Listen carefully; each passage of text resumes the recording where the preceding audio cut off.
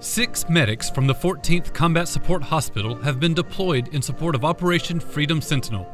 Friends and family gathered to bid farewell in a deployment ceremony at McGinnis-Wickham Hall on Fort Benning.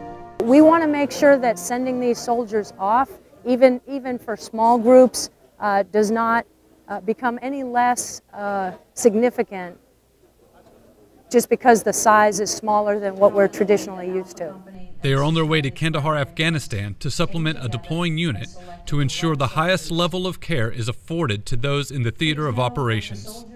So the base that they're supporting will have U.S. coalition civilian contractor population that will be the basic requirement of their mission.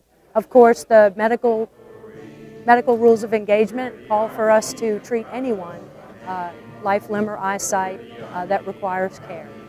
Colonel Lodi has the highest level of confidence in the team handpicked for this deployment.